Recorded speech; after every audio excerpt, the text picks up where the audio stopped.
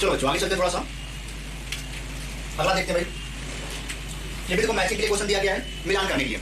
बताओ भाई इसका आंसर क्या होगा, कितने बच्चे इसका आंसर बताएंगे? बिल्कुल सिंपल है, आसान है, फटाफट सारे बच्चे इसका आंसर दें, सारे बच्चे इसका आंसर देंगे भाई। ये क्वेश्चन आपके लिए है, हमारे लिए नहीं। बताओ बच्चों इसका आंसर क्या होगा फटाफट। और कल का टॉपिक बहुत ही इंपॉर्टेंट है, कल का टॉपिक बिल्कुल मिस मत करिएगा। कल का topic very very important, ecology and environment.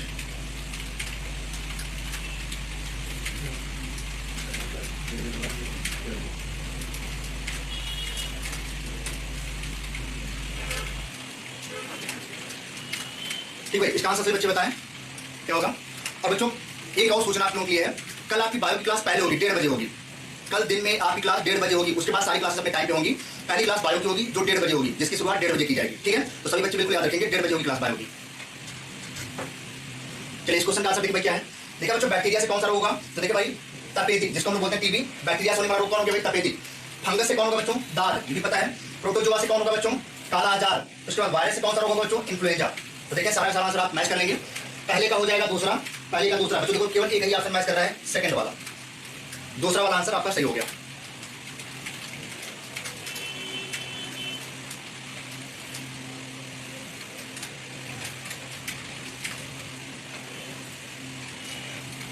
ठीक है भाई, चलिए इतनी बात नोट कर लेते हैं, फिर आगे चलते हैं अगले क्वेश्चन की तरफ। इतनी बात आप नोट कर लें और फटाफट हमें बताएं कि हाँ नोट हो गया है।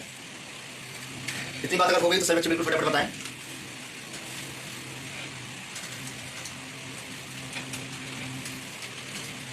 चलो चौथा देखते हैं। देखा फाइलेरिया रोग किसके कारण होता है बच्चों, तो फाइलेरिया रोग एक कृमि के कारण होता था, जिसका नाम क्या होता था बच्चों, एसके हेल्मिंथीज ग्रुप का है, एसके हेल्मिंथीज।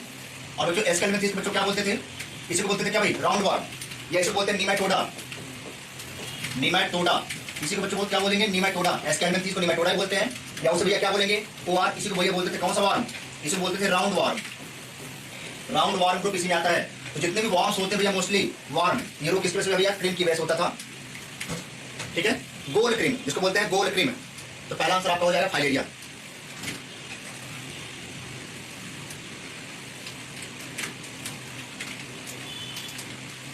ठीक है भाई,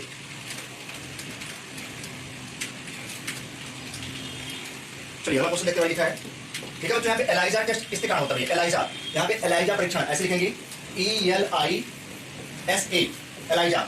एलाइजा जो परीक्षण होता है बच्चों वो एड्स के लिए किया जाता है। एड्स, एड्स मतलब इसका जो परीक्षण होता है बच्चों, ये एड्स रोगी के लिए किया जाता है, एड्स के लिए किया जाता है।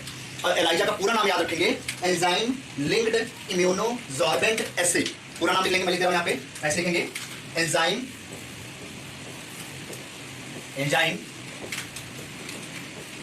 लिंक्ड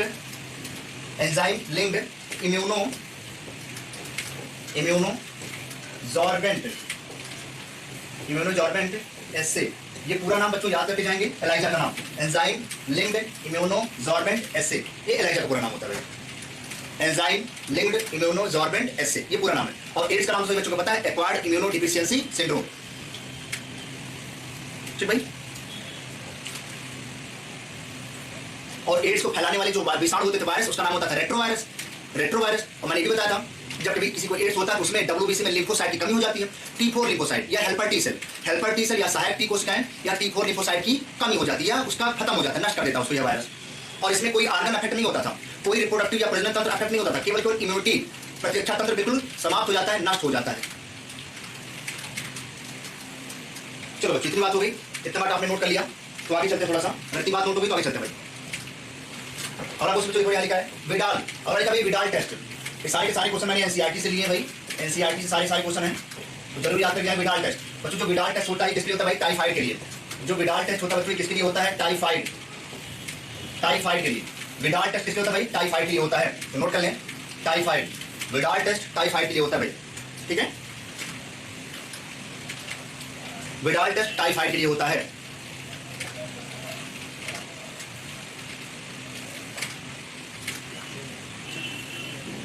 चलो आगे चलते थोड़ा सा।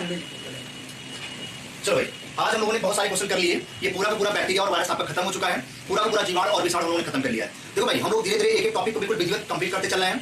अब इसके बाद जो आपका टॉपिक है सबसे बड़ा, सबसे मेजर टॉपिक, जहां से क्वेश्चन 100% आते हैं, इकोलॉजी और इन्वायरमेंट। तो कल का जो टॉपिक होगा काफी इंपॉर्टेंट टॉपिक है, इकोलॉजी और इन्वायरमेंट। कल की क्लास बिल्कुल मत छोड़िएगा, 1:30 बजे क्लास है आपकी बायो की, उसको आप अटेंड जरूर करें। ठीक भाई, चलिए बस आज के लिए इतना ही, धन्यवाद। बाकी जितनी भी चीजें पढ़ाई गई हैं हर एक चैप्टर आप बिल्कुल रिवाइज करते रहिए, पढ़ते रहिए। ठीक भाई, विधिवत जितना क्वेश्चन कराया जा रहा है उस क्वेश्चन से ही बाहर क्वेश्चन नहीं आएगा आपके एग्जाम में, समझ लीजिए। अगर आपने तैयार कर लिया तो एक भी क्वेश्चन आपका गलत नहीं होगा, आप 50 में 49 सही करके आएंगे, इतना पक्का मैं बता रहा हूँ। ठीक भाई, चलिए बस आज के लिए इतना ही, धन्यवाद।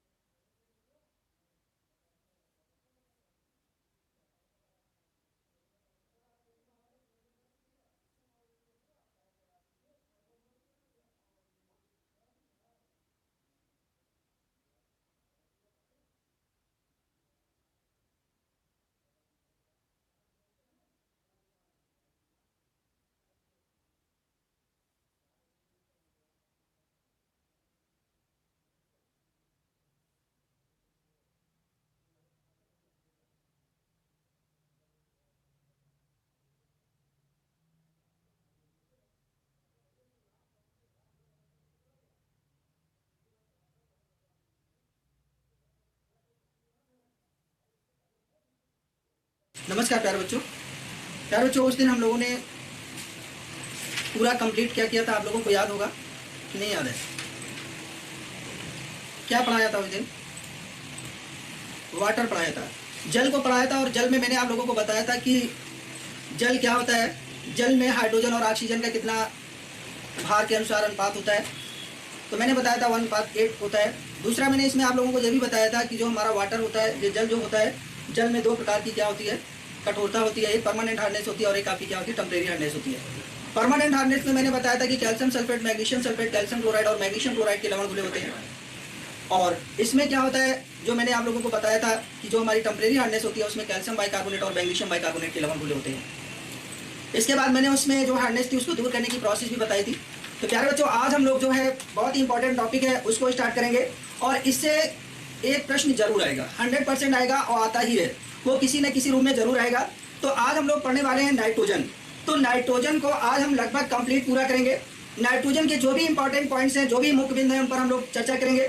नाइट्रोजन का क्या प्रतीक है, क्या उसका परमाणु क्रमांक है, कितने उसमें प्रोटॉन होते हैं, कितने उसमें न्यूट्रॉन होते हैं, पर नाइट्रोजन किस ब्लॉक का एलिमेंट है, ये सारी बात नाइट्रोजन की क्या वैलेंसी होती है सब कुछ इस पर डिस्कस कर देंगे। नाइट्रोजन के क्या उपयोग है, नाइट्रोजन से क्या हमें फायदे हैं, नाइट्रोजन हमारे वायुमंडल में कैसी है, नाइट्रोजन को किसने डिस्कवर किया, इसके सारे चर्चा हम लोग आज करने वाले हैं। तो चलिए आप लोग कंसंट्रेट हो जाइए और सबसे पहले हम लोग स्टार्ट करते हैं कि प्यारे बच्चों हमने आपको बताया कि यहाँ पर हम आज नाइट्रोजन स्टार्ट करेंगे। तो नाइट्रोजन जो होता है, नाइट्रोजन हम यहाँ पर स्टार्ट करने वाले हैं। तो नाइट्रोजन देखिए, सबसे पहले नाइट्रोजन जो होता है, नाइट्रोजन का क्या प्रतीक होता है, सभी लोग जानते हैं कि इसका क्या प्रतीक होता है, क्या इसका सिंबल होता है, तो एन होता है। ओके, अब देखिए नाइट्रोजन, हमें जो मालूम हो गया कि नाइट्रोजन का प्रतीक एन होता है। इस नाइट्रोजन में आप देखिए कि जो नाइट्रोजन होता है इसका परमाणु क्रमांक कितना होता है। तो नाइट्रोजन का जो परमाणु क्रमांक जो होता है वो कितना होता है, नाइट्रोजन का परमाणु क्रमांक जो होता है वो कितना होता है, आपको मालूम है कि नाइट्रोजन का परमाणु क्रमांक कितना होता है, 7 होता है। ओके, नाइट्रोजन का परमाणु क्रमांक यहाँ पर 7 होता है और नाइट्रोजन का जो परमाणु भार होता है, नाइट्रोजन का जो परमाणु भार होता है वो परमाणु भार कितना होता है, तो यहाँ पर नाइट्रोजन का परमाणु भार जो होता है वो कितना होता है, 14 होता है। ओके, अब बात आती है कि हमने आपको बताया कि नाइट्रोजन का परमाणु क्रमांक कितना होता है, 7 होता है। तो प्यारे बच्चों आप लोग एक जगह याद रखिएगा कि जो परमाणु क्रमांक बराबर होता है वो क्या होता है, प्रोटॉनों की संख्या होती है। यहाँ पर परमाणु क्रमांक बराबर क्या होता है, प्रोटॉनों की संख्या होती है।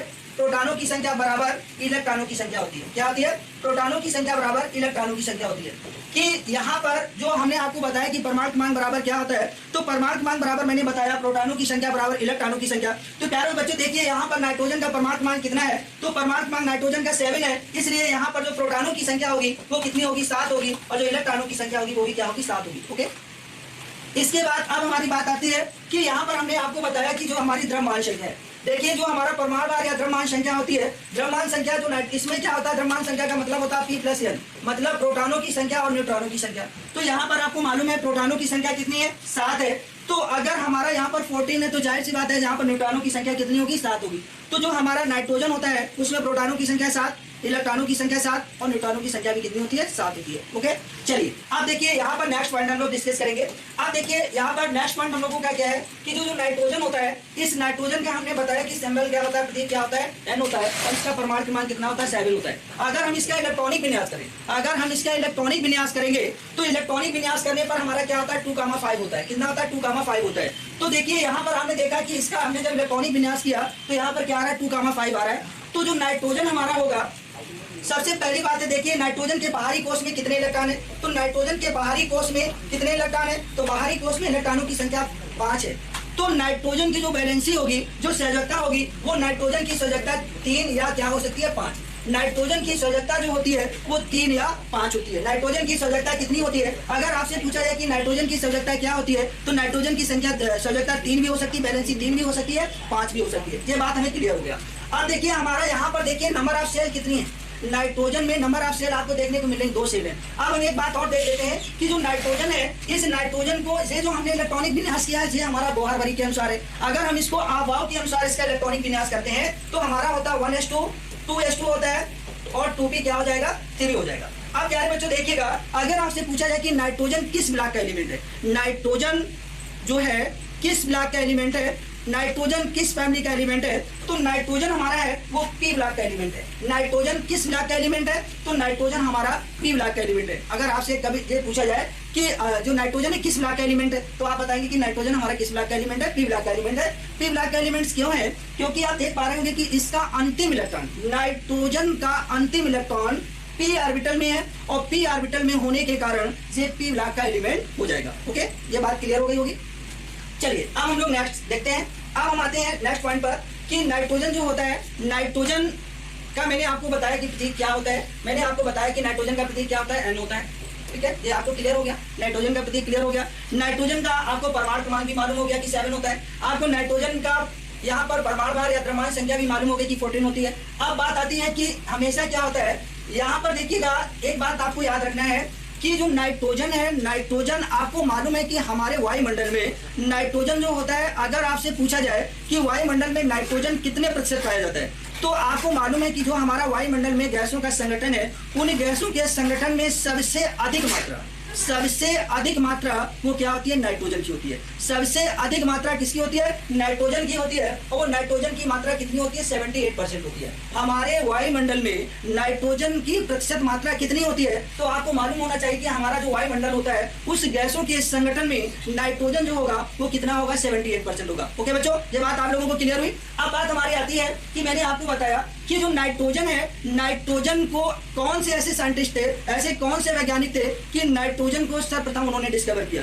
तो जो साइंटिस्ट थे उनका नाम क्या है, आपको मालूम है कि आपका नाइट्रोजन का जो डिस्कवर किया एक साइंटिस्ट थे जिनका नाम था डेनियल रदरफोर्ड। सबसे पहले नाइट्रोजन को डेनियल रदरफोर्ड ने क्या किया था, वायु में इनको नाइट्रोजन को खोजा।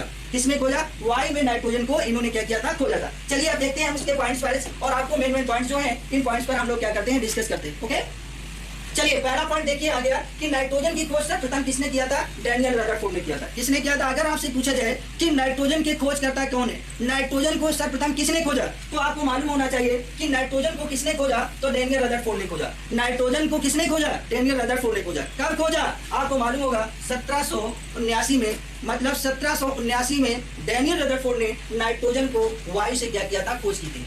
सबसे पहले नाइट्रोजन को खोज करने वाले वैज्ञानिक कौन थे, कौन साइंटिस्ट थे जिन्होंने नाइट्रोजन को सबसे पहले देखा, सबसे पहले पाया, तो वो आपके क्या थे, डेनियल रदरफोर्ड थे। कब खोजा, आपको मालूम है कि 1779 में खोजा। ओके, अब देख नेक्स्ट पॉइंट है कि नाइट्रोजन जो होती है, नाइट्रोजन को क्या होता है कि नाइट्रोजन में जो कोई भी प्राणी क्या होता है, जीवित नहीं रह सकता है। नाइट्रोजन जो है एक ऐसी गैस है जिसमें कोई भी प्राणी क्या नहीं रह सकता है, जीवित नहीं रह सकता है। इसलिए नाइट्रोजन को एक दूसरे नाम से भी जाना जाता है जिसे अप्राणवायु या मैक्टिक एयर भी कहते हैं। इसको अप्राणवायु या मैक्टिक एयर के भी नाम से जाना जाता है। अगर आपसे पूछा जाए कि मैक्टिक एयर क्या होती है, मैक्टिक एयर किसे कहते हैं, तो आपको मालूम होना चाहिए कि मैक्टिक एयर हमारी क्या है, तो मैक्टिक एयर हमारी क्या है, नाइट्रोजन गैस है। अगर आपसे इस नाइट्रोजन ना पूछा जाए कि नाइट्रोजन वायुमंडल में कितने प्रतिशत है, अगर वहां पर पूछा जाए कि मैक्टिक एयर वायुमंडल में कितने प्रतिशत है, तो आपको मालूम होना चाहिए कि 78% है। तो वायुमंडल में जो नाइट्रोजन है वो कितनी थी, मैंने बताया 78% है। और जो नाइट्रोजन को अप्राणवायु के नाम से भी जाना जाता है। अप्राणवायु के नाम से इसलिए जाना जाता है क्योंकि नाइट्रोजन में कोई भी मनुष्य, कोई भी जीव उसमें जीवित नहीं रह सकता है, इसीलिए इसको मैक्टिक एयर या अप्राणवायु के नाम से जाना जाता है। लेकिन ये बात डेनियल ने ही बताई, लेकिन लास्ट आगे चल के एक साइंटिस्ट थे जिनका नाम आप लोग बहुत जानते हैं, मोस्टली आप जानते हैं कि सीले और प्रिस्टले के बारे में आप लोग सुनते रहते हैं मोस्टली। तो सीले प्रिस्टले ने इसका नाम इसीलिए रख दिया कि ये खराब वायु है। ये कैसी वायु है, खराब वायु, मतलब इसका कोई मतलब नहीं है। नाइट्रोजन का उन्होंने बताया कि ये खराब वायु है। क्यों खराब वायु है, क्योंकि इसमें कोई भी प्राणी क्या नहीं रह सकता है, जीवित नहीं रह सकता है। इसलिए जो सीले प्रिस्टले थे उन्होंने क्या किया, इस नाइट्रोजन को खराब वायु के नाम से भी जाना। ओके, चलिए आगे देखते हैं।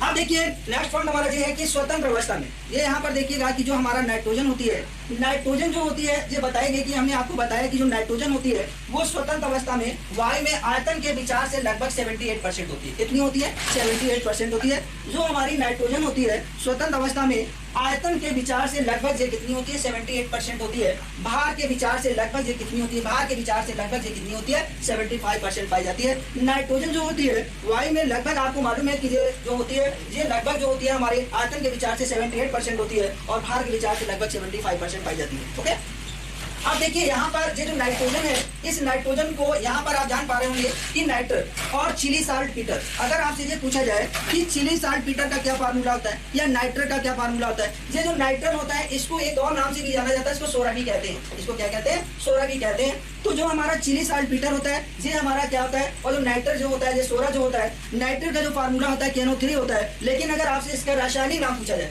कि पोटेशियम नाइट्रेट को किस नाम से जाना जाता है, पोटेशियम नाइट्रेट को किस नाम से जाना जाता है, क्योंकि ये जो हमारा KNO3 है, KNO3 का जो रासायनिक नाम है, ये जो KNO3 है इसका जो रासायनिक नाम है वो क्या है, पोटेशियम नाइट्रेट है। इसका रासायनिक नाम क्या है, पोटेशियम नाइट्रेट है। इसका रासायनिक नाम क्या है, पोटेशियम नाइट्रेट है। तो ये जो हमारा सोरा है, जो पोटेशियम नाइट्रेट है, इसको क्या हम नाम से जान सकते हैं, या तो सोरा का या नाइट्रेट है, या इसको हम KNO3 आपको दूसरे नाम से पूछा जा सकता है। दूसरी बात है चिली साल्ट पीटर। अब देखिए चिली साल्ट पीटर से अगर आपसे कहा जाए कि इसमें चिली साल्ट पीटर क्या है, तो चिली साल्ट पीटर क्या होता है, जो हमारा सोडियम नाइट्रेट होता है उसी को हम क्या बोलते हैं, चिली साल्ट पीटर भी कहते हैं। जो हमारा सोडियम नाइट्रेट होता है, ये जो NaNO3 लिखा है इसको सोडियम नाइट्रेट भी कहते हैं। क्या कहते हैं, सोडियम नाइट्रेट भी कहते हैं। क्या कहते हैं, सोडियम नाइट्रेट भी कहते हैं।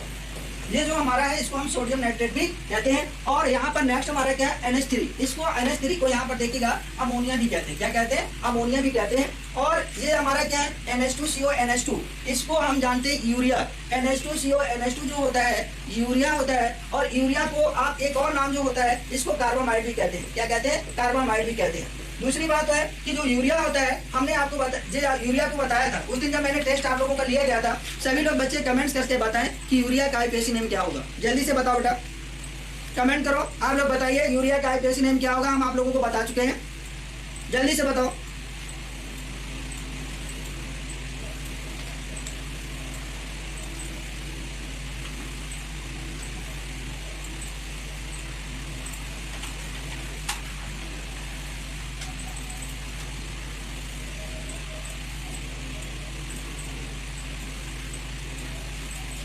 जल्दी से बताइए बेटा।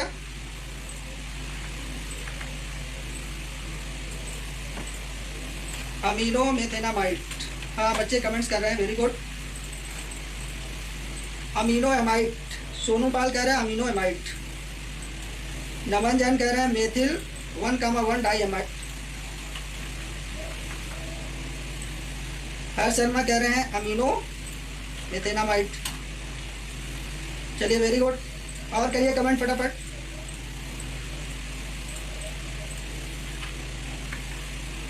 जल्दी से करो बेटा।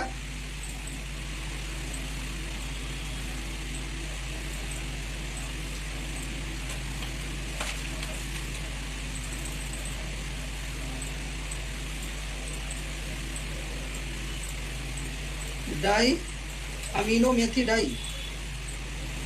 आप लोग पढ़ते नहीं है क्या? कुछ बच्चे पढ़ नहीं रहे, कुछ बच्चे याद कर रहे हैं।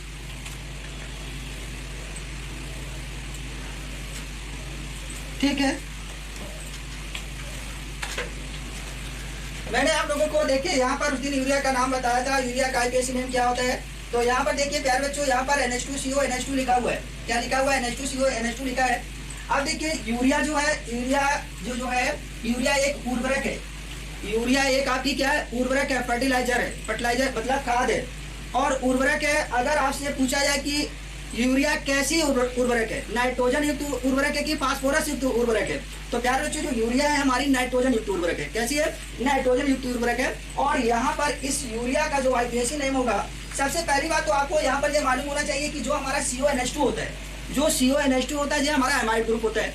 और देखिए उस एमाइड के ग्रुप के साथ आपका NH2 जुड़ा हुआ है। तो NH2 को अगर हम प्रीफिक्स करेंगे तो इसका जो नाम हो जाएगा, यूरिया का आईपीएसी नाम होगा, वो होगा अमीनो मेथेनामाइड। अमीनो मेथेनामाइड क्यों होगा? क्योंकि आपको मालूम है कि जो हमारे एमाइड होता है उनका सफिक्स होता है एमाइड, और यहाँ पर नंबर ऑफ कार्बन कितने हैं? कार्बन परमाणु की संख्या है 1, तो 1 के कारण इसको एल्केन में कहेंगे मेथेन, और उसका ई रिप्लेस करके एमाइड जोड़ देंगे तो होगा मेथेनामाइड। और यहाँ पर NH2 लगा है, तो NH2 को जब हम प्रीफिक्स करते हैं तो उसको बोलते हैं अमीनो, तो वो हो जाएगा अमीनो मेथेनामाइड। ठीक है, तो ये जितने भी आपके यौगिक हैं, जो नाइट्रोजन के प्रमुख यौगिक हैं, जो नाइट्रोजन के आप क्या है? प्रमुख यौगिक हैं। इनमें नाइट्रोजन जो है मोस्टली पाया जाता है।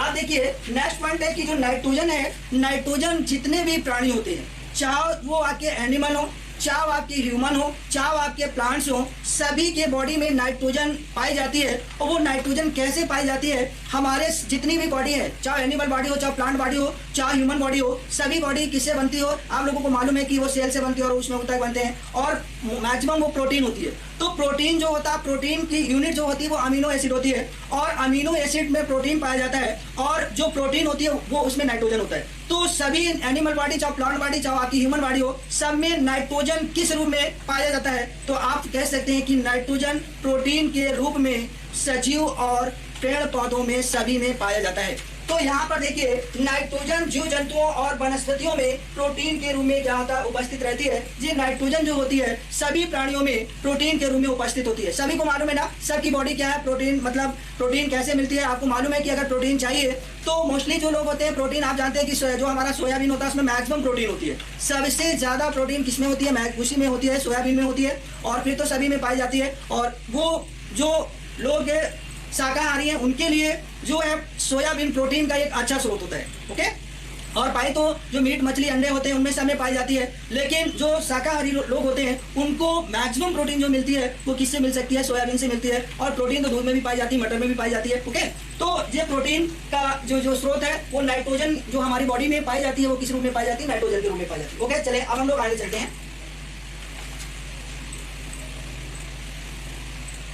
नेक्स्ट पॉइंट है प्यारे बच्चों, यहाँ पर देखिएगा, अगर आपसे ये पूछा जाए, आपसे कहा जाएगा कि जब अमोनियम नाइट्राइट को गर्म करते हैं तो क्या प्राप्त होता है? अमोनियम नाइट्राइट को जब गर्म करते हैं तो कौन सी गैस प्राप्त होती है? हाइड्रोजन गैस प्राप्त होती है कि ऑक्सीजन गैस प्राप्त होती है कि नाइट्रोजन गैस प्राप्त होती है?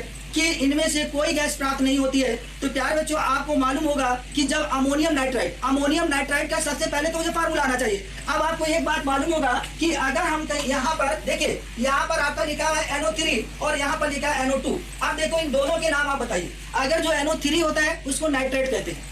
NO3 को क्या कहते हैं? इसको हम लोग क्या कहते हैं? नाइट्रेट कहते हैं। ये हमारा नाइट्रेट होता है।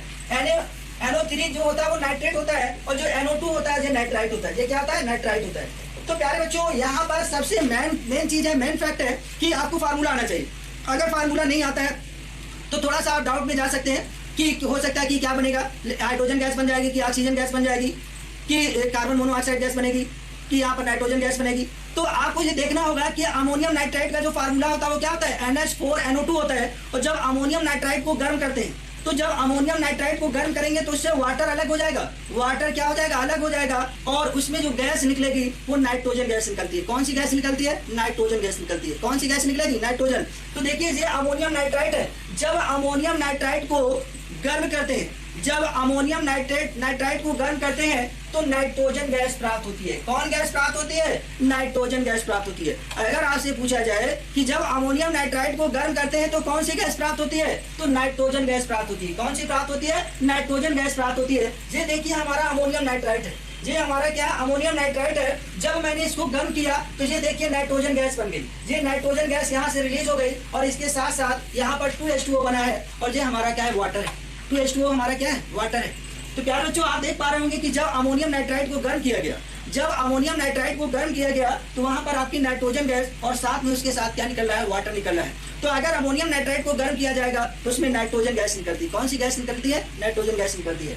आप देखिए, मेन इंपॉर्टेंट पॉइंट से ये भी आ गया, ये पूछा गया है आप लोगों से कि जो हमारा कापर होता है, अगर जो कापर होता है, आपसे पूछा जाएगा कि जब तप्त तांबे पर, आपसे पूछा जाएगा कि जब तप्त तांबे पर वायु को प्रवाहित किया जाता है, जब तप्त तांबे पर वायु को प्रवाहित किया जाता है तो कौन सी गैस प्राप्त होती है?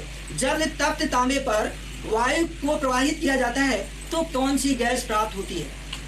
बात नहीं समझ पा रहे होंगे कि जब तप्त तांबे को वायु में प्रवाहित किया जाता है तो कौन सी गैस प्राप्त होती है। तो प्यारे बच्चों, जब हम तप्त तांबे पर वायु को प्रवाहित करते हैं तो नाइट्रोजन गैस प्राप्त होती है। कौन सी गैस प्राप्त होती है? नाइट्रोजन गैस प्राप्त होती है। अब देखिए, यहाँ पर देखिएगा, ये जब तप्त तांबे पर हमने वायु को प्रवाहित किया, जब तप्त तांबे पर वायु को प्रवाहित किया तो ये हमारा तांबा है, ये हमारा कापर है। कापर को हम क्या, Cu को क्या कहते हैं? तांबा कहते हैं या कापर कहते हैं। ये कापर है या तांबा है। इसको जब हमने बहुत रेड हॉट कर दिया और रेड हॉट करने के बाद फिर हमने क्या किया, इसमें हमने क्या किया? वायु को प्रवाहित किया। और जब वायु को प्रवाहित किया तो यहाँ पर कार्बन जो हमारा कापर ऑक्साइड बनता है, लेकिन गैस कौन सी रिलीज होती है? तो गैस यहाँ पर आपको मालूम होगा, यहाँ पर गैस आपकी नाइट्रोजन गैस रिलीज होती है। कौन सी गैस रिलीज होती है? नाइट्रोजन गैस रिलीज होती है। अगर आपसे कहा जाए कि जब तप्त तांबे पर वायु को प्रवाहित किया जाता है तो कौन सी गैस मुक्त होती है, कौन सी गैस उत्पन्न होती है? तो जब तप्त तांबे पर वायु को प्रवाहित किया जाता है तो नाइट्रोजन गैस मुक्त होती है। कौन सी गैस मुक्त होती है? नाइट्रोजन गैस मुक्त होती है। अगर आपसे पूछा जाए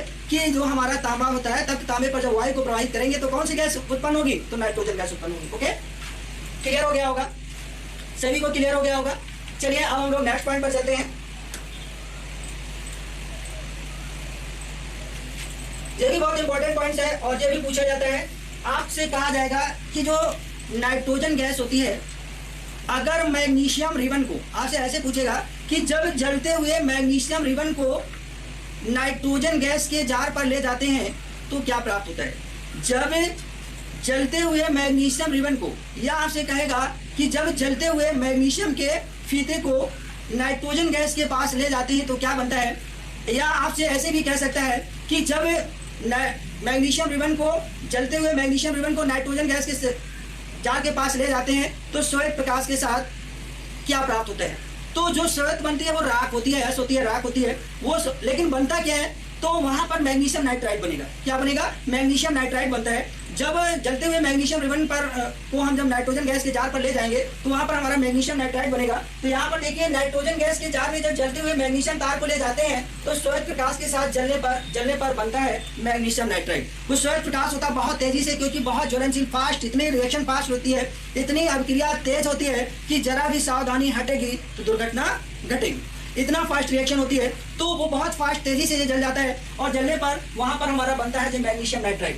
अब आप लोगों से पूछ क्या लिया जाता है, अगर सिंपल प्रश्न पूछा जाता है तो आप लोगों से ये पूछ लिया जाएगा कि मैग्नीशियम नाइट्राइड का फार्मूला क्या है, इसमें मैग्नीशियम नाइट्राइड है। तो मैग्नीशियम नाइट्राइड आपको मालूम होना चाहिए कि मैग्नीशियम नाइट्रेट जो होता है वो क्या होता है, Mg3N2 होता है। क्या होता है, Mg3N2 होता है। अब एक बात आपके पास आ रही होगी कि देखिए हमने यहाँ पर 3Mg लिया, यहाँ पर N2 लिया, तब मैग्नीशियम नाइट्राइड बना।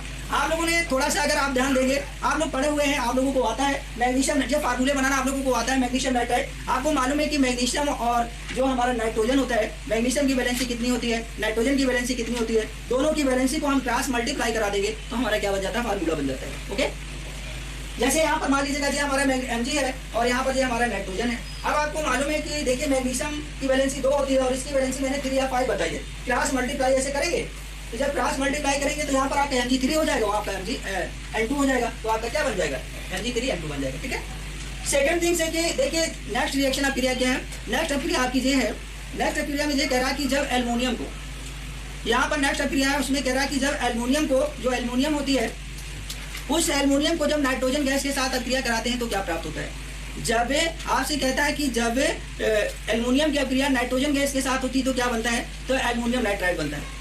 जब अगर आपसे पूछा जाए कि जब एल्युमिनियम पर नाइट्रोजन गैस की अभिक्रिया होती है तो क्या प्राप्त होता है, तो एल्युमिनियम नाइट्राइड बनता है। और देखिए यहाँ पर आप देख पा रहे हैं, यहाँ पर लिखा है कि जब एल्युमिनियम के साथ नाइट्रोजन की अभिक्रिया होती है तो एल्युमिनियम नाइट्राइड बनता है। क्या बनता है, एल्युमिनियम नाइट्राइड बनता है। अब देखिए एक बात आप लोग देख लीजिएगा, यहाँ पर एल्युमिनियम जो होता है Al होता है और यहाँ जो नाइट्रोजन होता है। अब आपको मालूम होगा कि एल्युमिनियम का परमाणु क्रमांक कितना होता है, सभी लोगों को मालूम है एल्युमिनियम का परमाणु क्रमांक कितना होता है, तो सभी को मालूम है कि जो एल्युमिनियम होता है उसका परमाणु क्रमांक 13 होता है। और जब 13 होता है तो अगर इसका इलेक्ट्रॉनिक विन्यास करेंगे तो क्या आ जाएगा, 2,8,3 आएगा। क्या आ जाएगा, 2,8,3 आ जाएगा। और जब 2,8,3 आ जाएगा तो देखिएगा एल्युमिनियम जो होगा उसकी वैलेंसी कितनी हो जाएगी, सजगता कितनी हो जाएगी, 3 हो जाएगी। और जब 3 हो जाएगी तो मैंने बताया कि क्रॉस मल्टी फार्मूले ऐसे ही बनते हैं, क्रॉस मल्टी। अब देखिए यहाँ पर इसको हम 3 कर देंगे।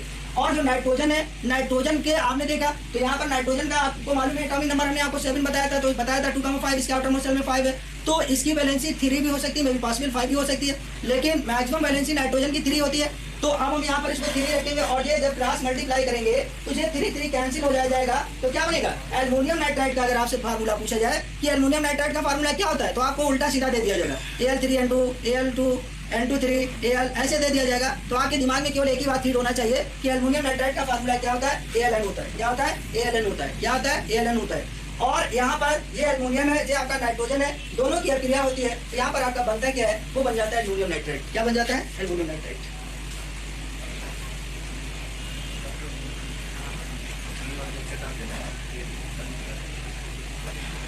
CO प्लस एयर को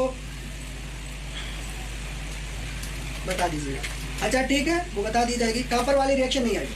चलिए ठीक है, उसमें देखिए प्यारे बच्चों, आपको मालूम होगा यहाँ पर ये मालूम है कि जो हमारा रक्त, ये तांबा था, यहाँ पर ये तांबा था, और ये तांबा जब था, इस तांबे को देखिएगा, यहाँ देखिए ये हमारा तांबा है, ठीक है, और यहाँ पर नाइट्रोजन भी है, ऑक्सीजन भी है, वायुमंडल में सभी गैसें हैं।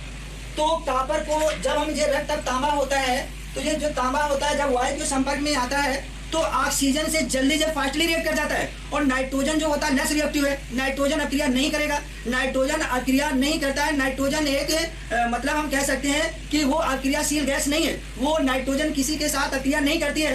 तो जैसे ही हमने उसको वायु के कांटेक्ट में लाए तो यहाँ पर ये हमारी जो ऑक्सीजन थी वो तुरंत कॉपर के साथ क्या कर गई, रिएक्ट कर गई, तो यहाँ पर कॉपर ऑक्साइड बन गया। लेकिन उसके साथ साथ जो मैक्सिमम क्वांटिटी में, आप जानते हैं कि वायुमंडल में मैक्सिमम क्वांटिटी में क्या होता है, नाइट्रोजन होता है, वो गैस वहां से क्या हो गई, रिलीज हो गई, नाइट्रोजन गैस रिलीज हो गई। ओके, बात समझ में आ गई, बात समझ में आ गई, अगर आ गई तो यस।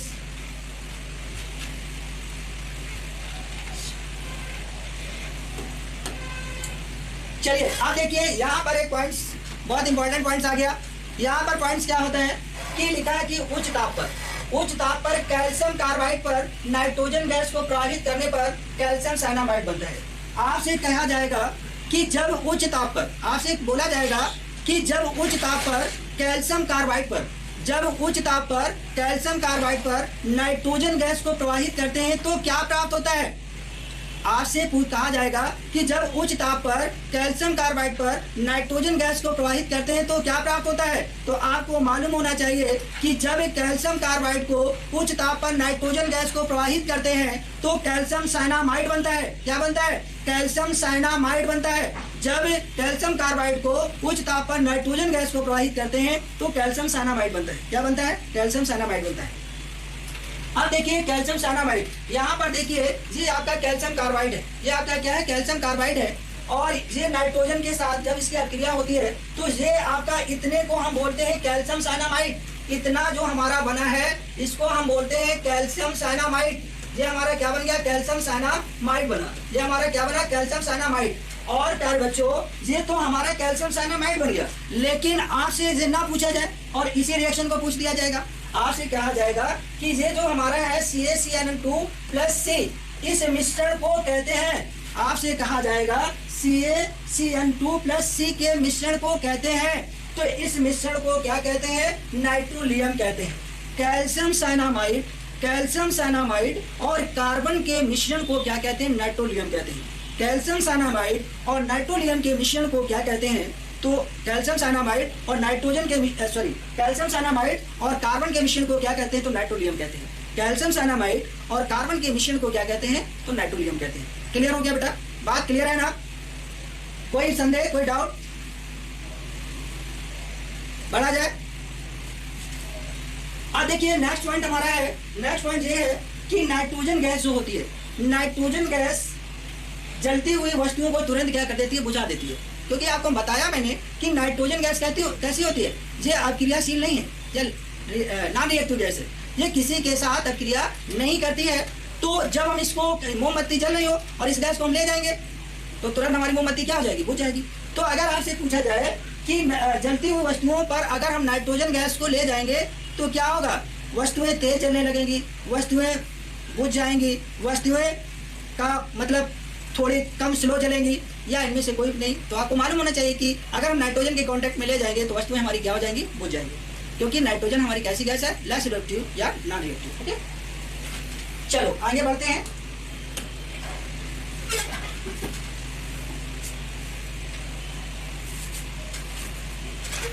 प्यारे बच्चों देखिए अब इसमें नेक्स्ट पॉइंट हमारा है कि जो नाइट्रोजन है, इस नाइट्रोजन का क्या उपयोग है।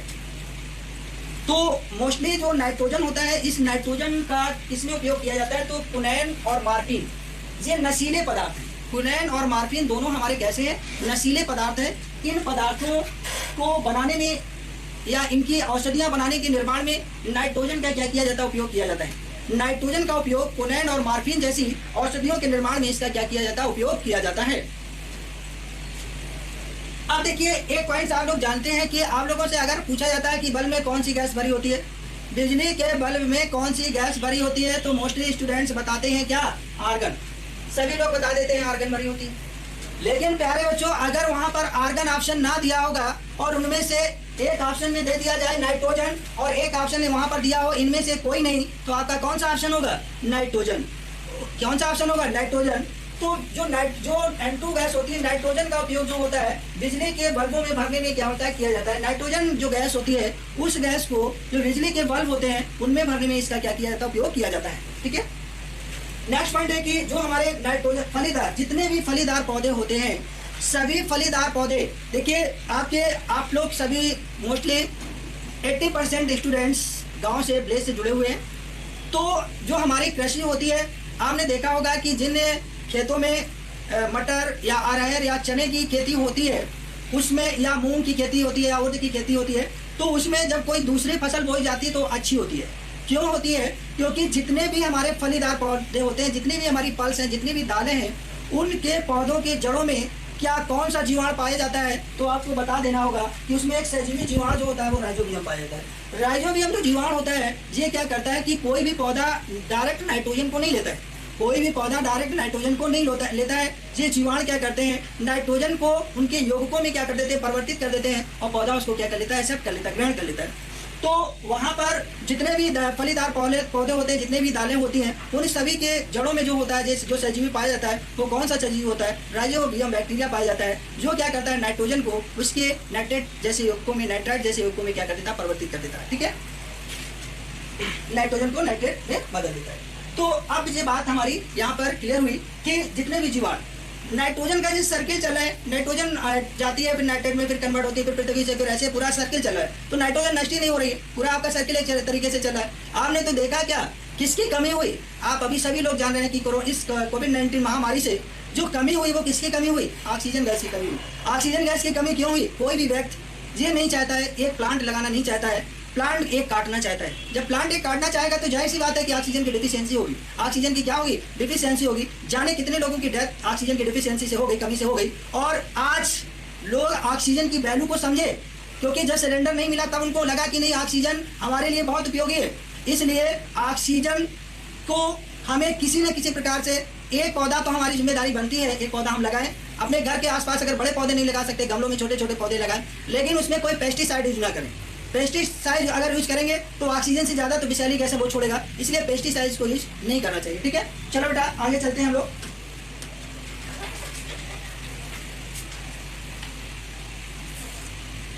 अब देखिए ये जो हमारे जीवाणु होते हैं इनमें क्या होता है, अगर आपसे पूछा जाए कि नाइट्रीकरण क्या होता है, डीनाइट्रिफिकेशन, अगर आपसे पूछा जाए क्या होता है, नाइट्रीकरण क्या होता है, तो नाइट्रीकरण इस क्रिया में क्या होते हैं, पौधे भूमि से जो नाइट्रोजन लेते हैं वह अमोनीकरण तथा नाइट्रीकरण द्वारा फिर से भूमि में क्या हो जाती है, वापस चली जाती है। इस क्रिया को हम क्या कहते हैं, नाइट्रीकरण कहते हैं। बताया कि जो पौधे भूमि से नाइट्रोजन को लेते हैं और नाइट्रोजन लेने के बाद वह अमोनीकरण या नाइट्रीकरण क्रिया द्वारा पुनः फिर भूमि में वापस चली जाती है, इस क्रिया को ही हम क्या कहते हैं, नाइट्रीकरण कहते हैं। ओके, दूसरा इसमें है एक नाइट्रोजन का स्थिरीकरण। कैसे इसका मतलब फिक्सेशन होता है, नाइट्रोजन कैसे फिक्स है, तो नाइट्रोजन फिक्स होने का कारण क्या है कि वायुमंडल में मुक्त नाइट्रोजन से नाइट्रोजनी यौगिक बनाने की क्रिया को, जो नाइट्रोजनी यौगिक बनते हैं उस क्रिया को नाइट्रोजन का क्या कहते हैं, स्थिरीकरण कहलाता है। अगर आपसे पूछा जाए कि नाइट्रोजन का स्थिरीकरण क्या होता है, नाइट्रोजन को कैसे फिक्सेशन, कैसे नाइट्रोजन हमारी स्थिर है, तो उसका क्या होता है कि ये आपसे कहा गया कि वायुमंडल की मुक्त नाइट्रोजन से नाइट्रोजनी यौगिक बनाने की क्रिया को नाइट्रोजन का क्या कहते हैं, स्थिरीकरण कहते हैं। तो प्यारे बच्चों आज जो हमारा था ये लास्ट पॉइंट था, और इस तरीके से आप देखिएगा एक आध आप लोगों से प्रश्न करा लेते हैं और इसके बाद मैं क्लास को क्या करूंगा, पूरा दूंगा। चलिए आइए एक प्रश्न।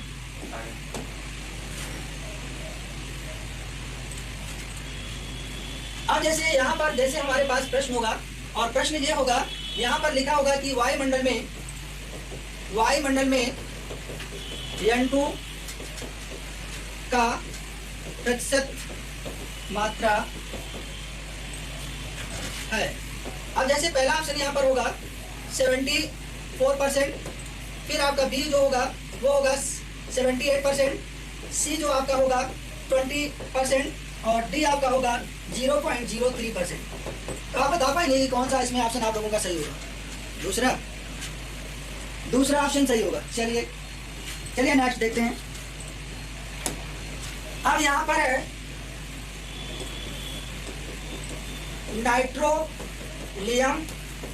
नाइट्रोलियम है। अब देखिए नाइट्रोलियम है, यहाँ पर पहला ऑप्शन है C2+N2, फिर आपका बी ऑप्शन है CN2+C, फिर सी ऑप्शन है आपका C+CN+C और डी ऑप्शन आपका है CN2+CO। बताएं कौन सा ऑप्शन इसमें सही होगा, नाइट्रोलियम। जल्दी से ऑप्शन बताएं कौन सा ऑप्शन सही होगा।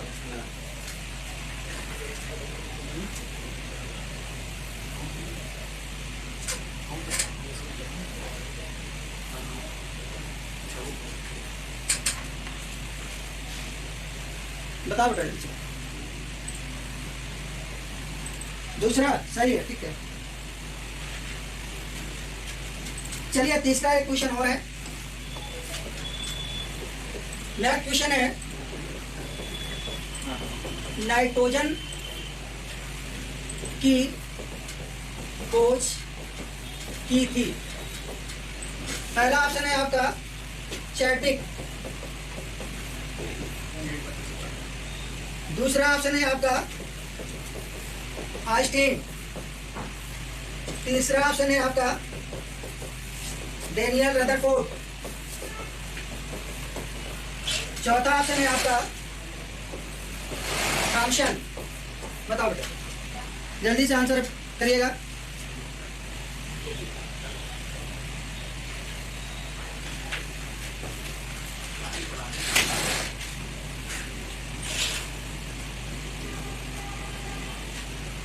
Very good.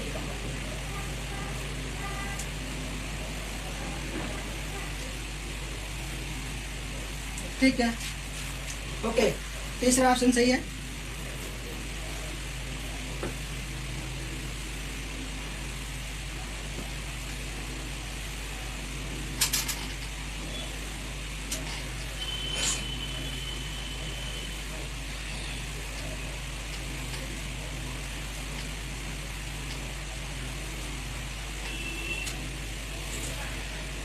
क्लियर, सभी बच्चों का मोस्टली आंसर सही आया है।